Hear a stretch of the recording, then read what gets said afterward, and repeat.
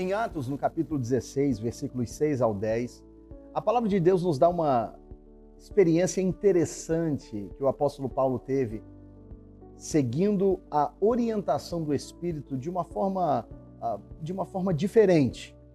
O texto diz assim: percorrendo a região frígio-gálata, tendo sido impedidos pelo Espírito Santo de pregar a palavra na Ásia, defrontando Mísia, tentavam ir para Bitínia, mas o Espírito de Jesus não o permitiu.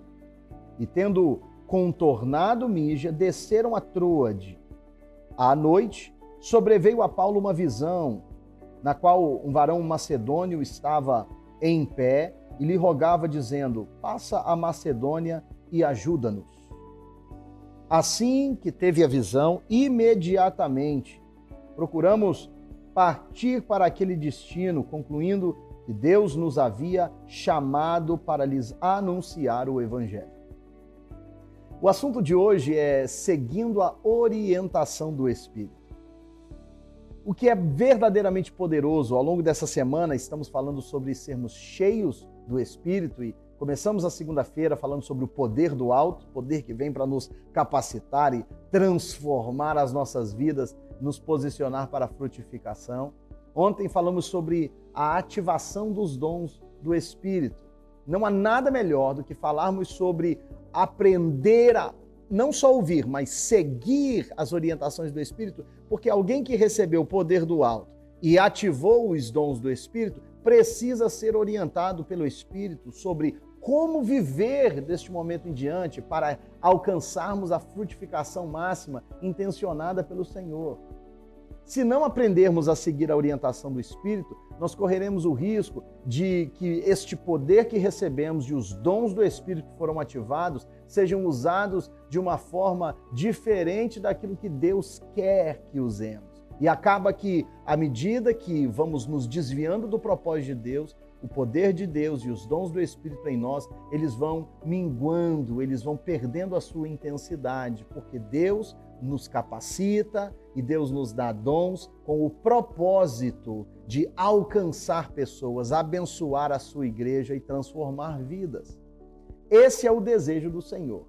E perceba, nesse texto aqui, Paulo está planejando ir para a Ásia, pregar o Evangelho, algo bem lógico, porque a Ásia era o continente mais populoso, era onde tinha a concentração maior de pessoas, mas o Espírito de Deus disse para Paulo que não fosse para a Ásia, para pregar o Evangelho. Olha como isso soa na superfície, né?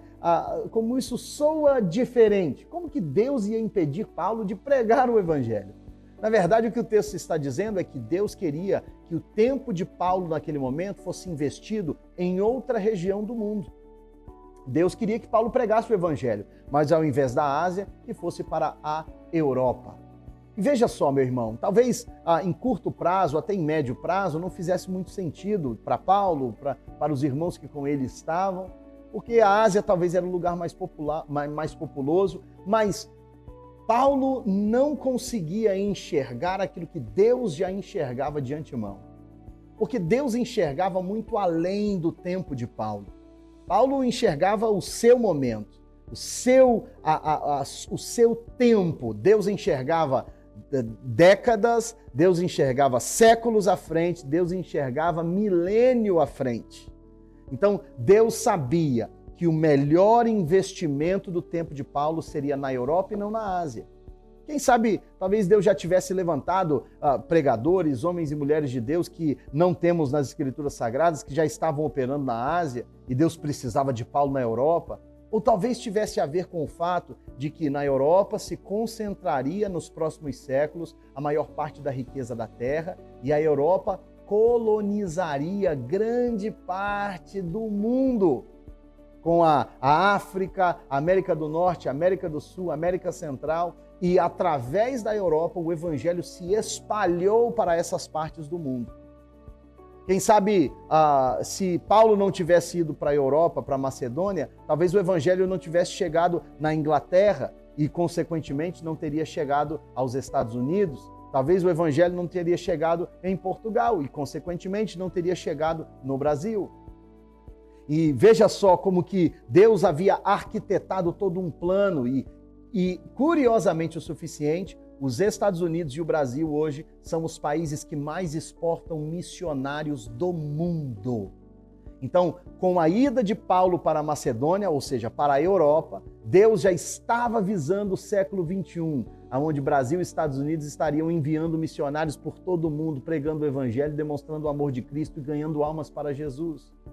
E talvez esse cenário não seria montado da forma como vemos hoje se Paulo não tivesse obedecido à voz do Senhor lá atrás, com uma orientação singela, sutil, que aparentemente não fazia tanto sentido para ele, mas porque Paulo confiava na voz do Senhor e entendia que Deus sabia de coisas que ele não sabia, Paulo decidiu obedecer e seguir a orientação do Espírito Santo.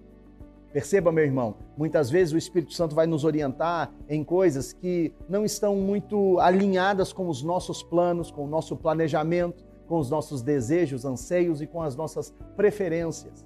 Mas é muito importante priorizar a orientação do Espírito nas nossas vidas.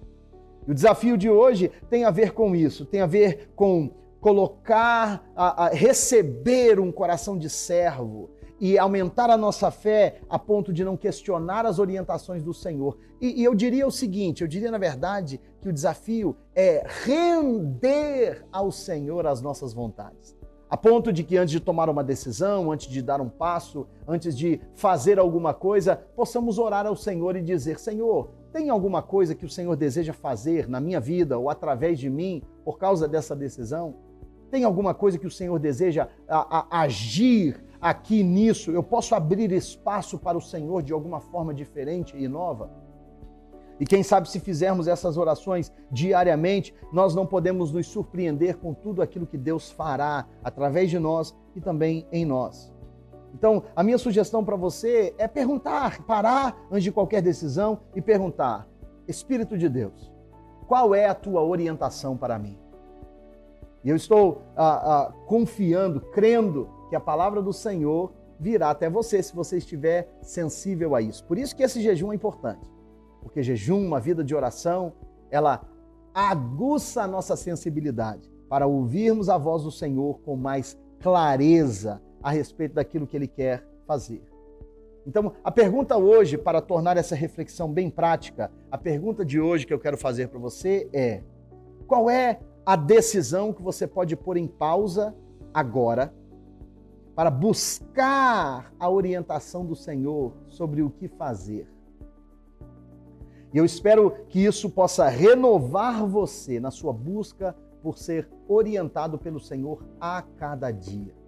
Porque uma vez que você recebeu o poder do alto e uma vez que os dons do Espírito foram ativados em você, você não pode tratar isso de qualquer forma. Trate com temor a presença do Espírito Santo. Porque você nunca sabe quando Ele está contando contigo para fazer algo que vai muito além do que apenas o seu tempo, os seus dias, do que vai muito além do seu conforto, das suas preferências, dos seus planos. E o que fazer quando a orientação do Espírito Santo nos leva para um lugar diferente do que aquilo que programamos e planejamos? Oxalá que o seu coração esteja voltado para Ele a ponto de celebrar a orientação do Espírito, mesmo quando ela esteja na contramão da sua vontade. Louvado seja o nome do Senhor. E eu espero que o Senhor possa te fortalecer, preparando você para a reta final dessa segunda semana e que o seu coração esteja aberto para receber mais e mais do Senhor, em nome de Jesus. Vamos orar juntos. Pai Celestial, muito obrigado por esse 10º dia na Tua presença. Sentimos, ó Deus, que estamos próximos aí no limiar da metade deste propósito, com corações em chamas pelo Senhor, desejosos de receber a orientação do Teu Espírito Santo, para que sejamos posicionados para a frutificação de uma forma gloriosa, ó Deus. E desejamos, ó Pai, ouvir a Tua voz. Fala com os Teus filhos, fala conosco, e que o poder que recebemos do alto, a ativação dos dons do Teu Espírito, possam servir exclusivamente os propósitos do Senhor e não os nossos interesses. Ministra isso nos nossos corações, ó Pai. Em nome de Jesus, Senhor. Ativa-nos, renove as nossas forças e que estejamos de corações e mente aberta para receber de Ti ao longo desses próximos dias desse propósito, a segunda metade desse jejum. No nome de Jesus oramos. Amém e amém. Que o Senhor te abençoe e compartilhe esse conteúdo com alguém, certamente será abençoado com ele, e que Deus possa continuar falando contigo a cada dia, cada reflexão, com cada devocional, com cada vídeo, em nome de Jesus. Deus te abençoe.